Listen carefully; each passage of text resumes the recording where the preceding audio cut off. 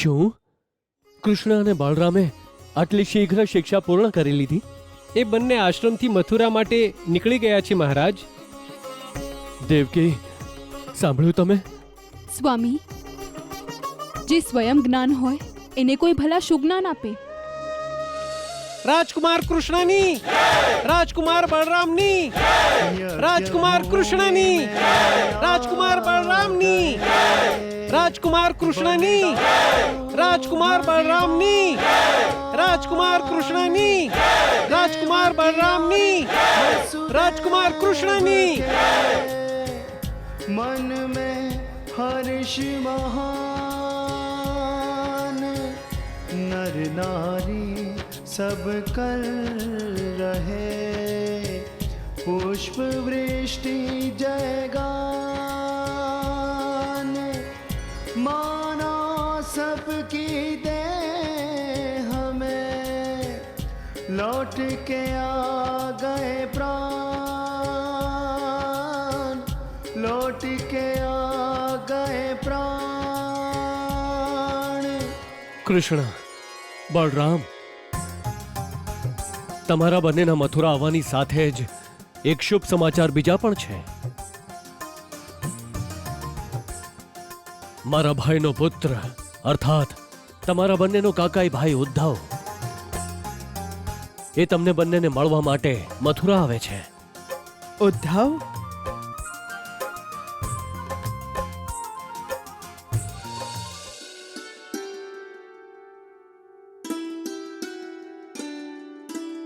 મહર્ષિ, મહર્ષિ, પ્રણામ મહર્ષિ.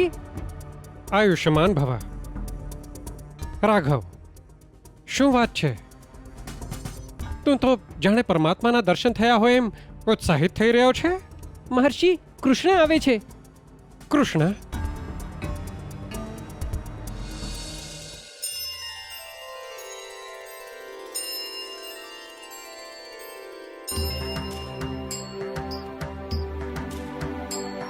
રાઘવ, આ કૃષ્ણ નહીં, એમના કાકાનો દીકરો ઉદ્ધવ છે. દેખાવમાં તો કૃષ્ણ જેવો જ છે, એટલે લોકોને ભ્રમ થઈ જાય છે કે ઉદ્ધવ નહીં, કૃષ્ણ આવે છે.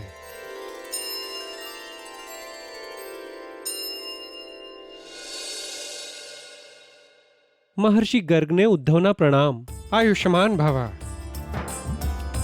ઉદ્ધવ, શું વાત છે?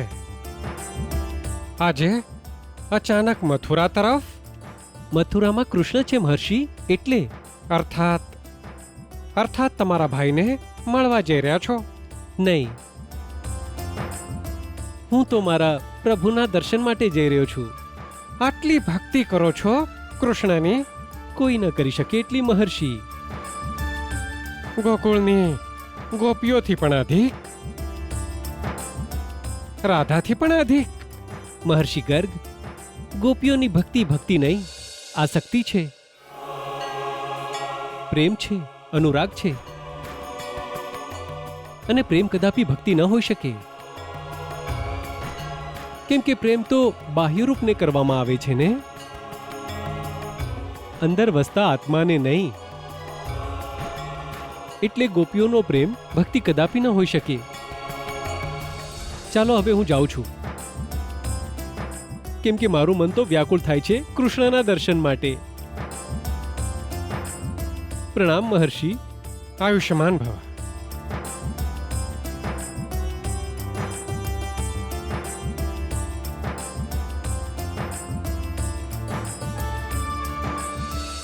પરમાત્મા,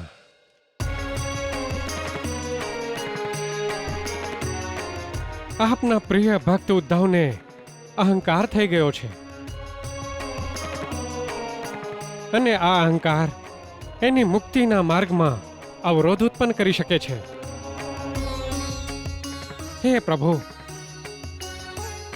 એના અહંકારનો વિનાશ કરીને એનો ઉદ્ધાર કરી દો. જેવી આપની આજ્ઞા ગુરુદેવ.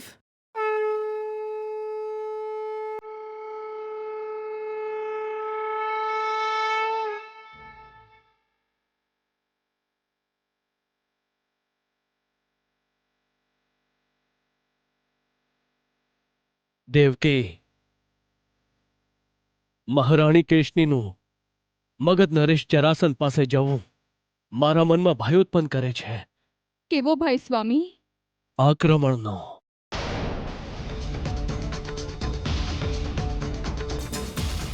મહારાણી કેશની પ્રતિશોધને આધીન થયા છે દેવકી. જો આજ પ્રતિશોધનો અગ્નિ મગધ નરેશ જરાસંધના મનમાં ઉતર્યો તો અનર્થ થશે દેવકી. સર્વ અસુર મગધ નરેશ જરાસંધના નેતૃત્વમાં મથુરા પર આક્રમણ કરી દેશે. મને તો ભયંકર વિનાશની પ્રતીતિ થાય છે દેવકી. કેશની ભાભી આટલા બદલાઈ જશે, મને તો વિશ્વાસ જ નથી થઈ રહ્યો.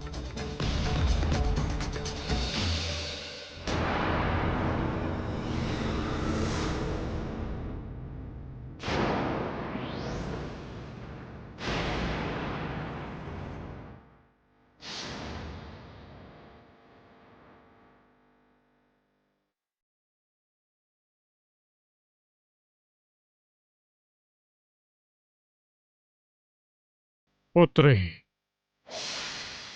હું તને આ વેશમાં નથી જોઈ શકતો. હવે આપને સદૈવ મને આ જ વેશમાં જોવી પડશે પિતાશ્રી.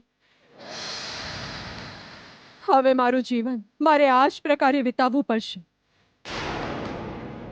હવે ના જ હું કોઈ રાજસી વસ્ત્ર પહેરીશ અને ના જ કોઈ ઘરેણા, કેમ કે આપની વહાલી પુત્રી કેશની હવે વિધવા થઈ ગઈ છે પિતાશ્રી. મગધ નરેશ સમ્રાટ જરાસંધની પુત્રી હવે વિધવા થઈ ગઈ છે. તમારા દુઃખથી અમે સૌ દુઃખી છીએ બહેન. તો પણ એક ભાઈ પોતાની બહેન પાસે ન આવ્યો? એક ભાઈ પોતાની બહેનના આંસુ પણ લૂછવા ન આવ્યો? મને દુઃખ એ વાતનું નથી પિતાશ્રી કે તમે બધા મને સાંત્વના દેવા ન આવ્યા, પરંતુ દુઃખ મને એ વાતનું છે કે આપની વહાલી પુત્રી કેશની વિધવા થઈ ગઈ, આપના જમાઈનો વધ થઈ ગયો, તો પણ આપ બંનેનું લોહી જરાય ન ઉકળ્યું. મને આશ્ચર્ય થઈ રહ્યું છે પિતાશ્રી કે આપના હૃદયમાં પ્રતિશોધની અગ્નિ પ્રજ્વલિત થતા પણ આપ સર્વની તલવાર મ્યાનમાંથી બહાર કેમ ન આવી? કેશની, ફેંકી દ્યો એ તલવારને પિતાશ્રી, જે આપની પુત્રીના સૌભાગ્યની રક્ષા નથી કરી શકતી. બહેન, નહીં કહો મને બહેન. પિતાશ્રી, મને ધિક્કાર છે આપની શક્તિ, સામર્થ્ય અને પરાક્રમ પર. એટલે ફેંકી દો આ તલવાર પિતાશ્રી, જે આપની પુત્રીને વિધવા થવાથી બચાવી ન શકી, જે આપના જમાઈનો વધ થતા રોકી ન શકી. ધિક્કાર છે પિતાશ્રી, ધિક્કાર છે.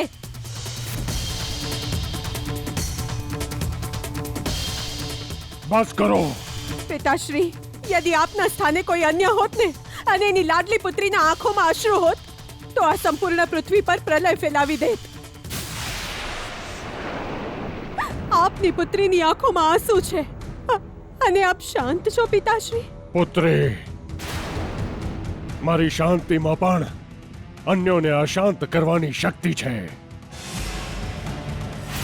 મારી મ્યાનમાં મૂકેલી તલવારથી લોકો ભયભીત થઈ જાય છે. મગધ નરેશ જરાસંધ અજય છે, અમર છે. હું કંસને જીવિત તો નથી કરી શકતો, પરંતુ કંસનો વધ કરવા વાળા કૃષ્ણનો વધ હું અવશ્ય કરી શકું છું.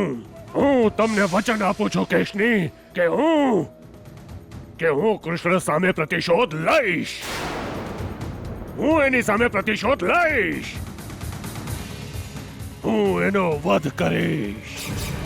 મારી પુત્રીને વિધવા બનાવનારા કૃષ્ણને હું જીવિત નહીં છોડું. સૈનિકો, આપણા મિત્ર રાજાઓની સાથે જ સામંત રાજાઓને પણ સંદેશ મોકલો કે આપણે મથુરા પર આક્રમણ કરવાના છીએ. સર્વને સંદેશ પહોંચી ગયા છે મહારાજ. ચારે દિશાઓથી જ્યારે આ સેનાનો સમુદ્ર એકઠો થશે અને જ્યારે આ સમુદ્ર મથુરા સામે ટકરાશે તો મથુરા નષ્ટ ભ્રષ્ટ થઈ જશે પિતાશ્રી. તમે બિલકુલ સત્ય કહ્યું પુત્ર.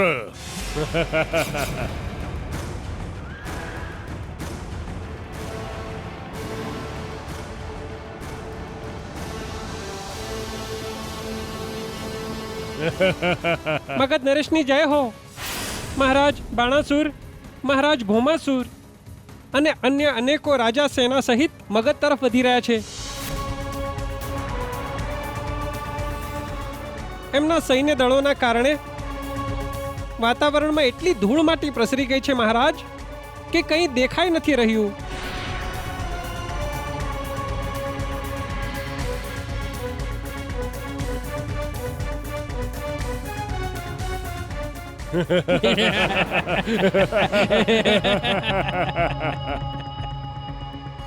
આમ તો મગધની સેના જ મથુરાનો સર્વનાશ કરી શકે છે, પરંતુ આપણે માત્ર મથુરાનો સર્વનાશ નથી કરવાનો, પરંતુ મથુરાની સાથે જ મથુરાવાસીઓનો પણ સર્વનાશ કરવાનો છે. કારણ કે અમારા જમાઈના મૃત્યુ પશ્ચાત એ જ મથુરાવાસીઓએ કૃષ્ણનો જય જયકાર કર્યો હતો.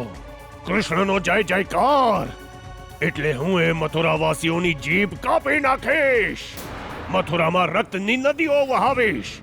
ત્યાં અર્થીઓ જ અર્થીઓ હશે. મર્દ હશે પણ રડવા વાળું કોઈ પણ નહીં હોય. અને આવું હું એટલે કરીશ પુત્ર, એટલે કરીશ કે સંપૂર્ણ જગતમાં એ સંદેશ જાય કે મગધ નરેશ જરાસંધનો જે વિરોધ કરે છે એને પોતાના પ્રાણ ખોવા પડે છે. હું યાદવોનો વિનાશ ઈચ્છું છું. આપણા જમાઈએ દેવકી અને વાસુદેવના 6 સંતાનનો વધ કર્યો હતો, પરંતુ હું સંપૂર્ણ યદુવંશીઓને સમાપ્ત કરવા ઈચ્છું છું. સમાપ્ત કરવા ઈચ્છું છું. ક્ષમા ઈચ્છું છું પિતાશ્રી, પરંતુ મારી તમને એક જ વિનંતી છે કે આપ કૃષ્ણને મારી સામે લાવશો અને એને મારી સામે જ મૃત્યુદંડ આપશો. ત્યારે જ મથુરા નરેશ કંસના આત્માને શાંતિ મળશે. એવું જ થશે પુત્રી, એવું જ થશે. મગધ નરેશ સમ્રાટ જરાસંધની, મગધ નરેશ સમ્રાટ જરાસંધની.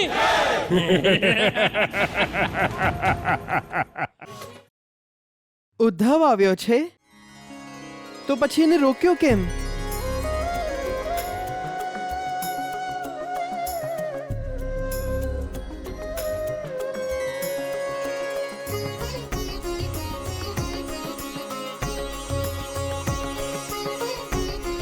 ઉદ્ધવ મારા ભાઈ,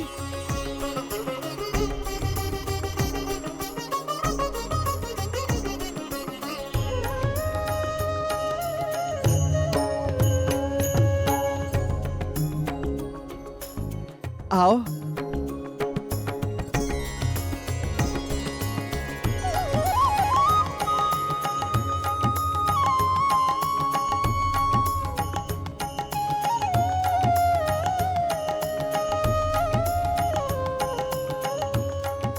આજે અમારી યાદ કઈ રીતે આવી? ભક્તને ક્યારે પ્રભુની યાદ નથી આવતી. પ્રભુની યાદ જ તો ભક્તની દિનચર્યા, એનું જીવન હોય છે. ભક્તની એક ક્ષણ પણ એવી નથી હોતી જે ક્ષણે એ એના પ્રભુ સાથે ન હોય કે પછી પ્રભુ એમની સાથે ન હોય. તું તારા ભાઈને મળવા આવ્યો છે અથવા? હું દેવગુરુ બૃહસ્પતિનો શિષ્ય છું અને એમણે મને જણાવ્યું હતું કે સાક્ષાત પરબ્રહ્મ કૃષ્ણ અવતારના રૂપમાં મારો નાનો ભાઈ બનવાનો છે. તું સ્વયં જ્ઞાન છે, સ્વયં સમય છે, સ્વયં જીવન અથવા મૃત્યુ છે. બૃહસ્પતિજીએ મને જણાવ્યું હતું કે અનેક ઋષિ મહર્ષિ ગોપીઓના રૂપમાં જન્મ લેશે, કેવળ તારી ભક્તિ માટે. પરંતુ તું હવે કેમ ગયા? તું સર્વ કંઈ તો જાણે છે કૃષ્ણ, છતાંય તું એને છોડીને આટલો દૂર ચાલ્યો આવ્યો, એમને વિરહનો દંડ આપીને. ઉદ્ધવ, હું તું કેમ નથી એમને એમના ખરા સ્વરૂપનો સાક્ષાત્કાર કરાવતો? એમને જ્યારે સત્યનું જ્ઞાન થશે તો તેઓ સ્વયં જ આ મોહ માયાના ચક્રવ્યૂહમાંથી બહાર આવી જશે. ગોપીઓ જ્યારે અંધકારમાંથી પ્રકાશમાં આવશે તો તેઓ વિરહથી વ્યાકુળ નહીં થાય. શું તમને એવું લાગે છે કે એવું થઈ શકે છે? કેમ ન થઈ શકે? હવે તું મને જ જોઈ લે. હું તને મારો નાનો ભાઈ ન માનીને સાક્ષાત પરબ્રહ્મનું સ્વરૂપ માનું છું. હવે આ સર્વ જ્ઞાન અને ભક્તિનો જ તો પ્રભાવ છે. તું મારી વાતથી સહમત છે ને? સહમત તો છું, પરંતુ ગોપીઓ જ્ઞાન લેવાની ના કહે છે. કેમ? શું તેઓ મુક્તિ પામવા નથી માંગતી? નહીં. આવું કેવી રીતે શક્ય છે? શું તેઓ મૂર્ખ છે? બની શકે છે.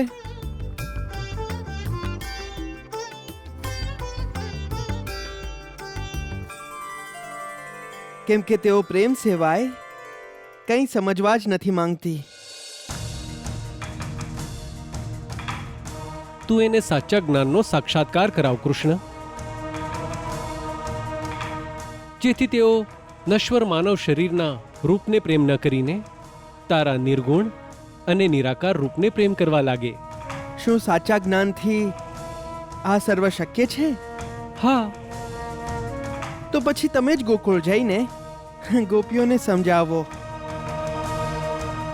તમારા જેવા પરમ જ્ઞાની પરમ ભક્ત જ મારા આ સત્ય સ્વરૂપનું જ્ઞાન એમને આપી શકે છે.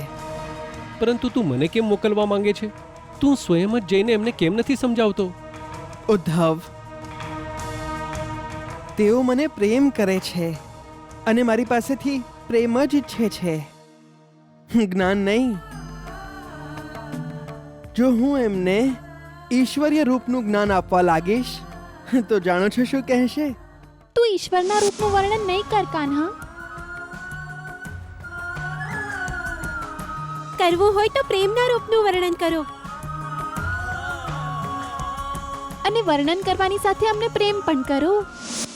એટલા માટે હું ઈચ્છું છું કે તમારા જેવો જ્ઞાનેશ્વર જઈને એમને પરમેશ્વરની ભક્તિ અને મોક્ષના વિષયમાં જ્ઞાન આપીને એ ગોપીઓનો ઉદ્ધાર કરો. એ તો છે. ઠીક છે, હું ગોકુળ જઈશ અને ગોપીઓને સાંસારિક મોહથી દૂર રહેવાનું શીખવાડીશ. હું અનુગ્રહિત થયો ઉદ્ધવ.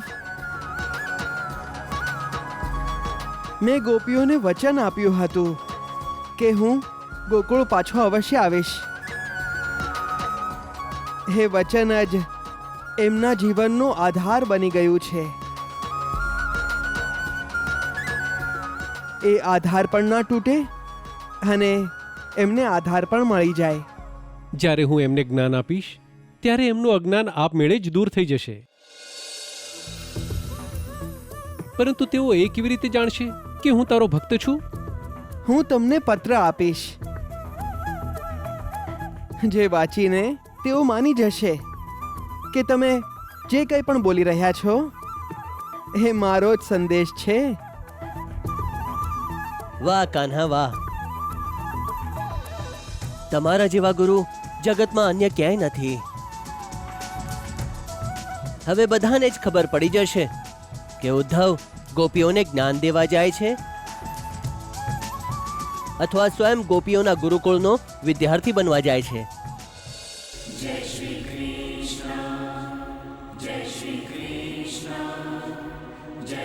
કૃષ્ણ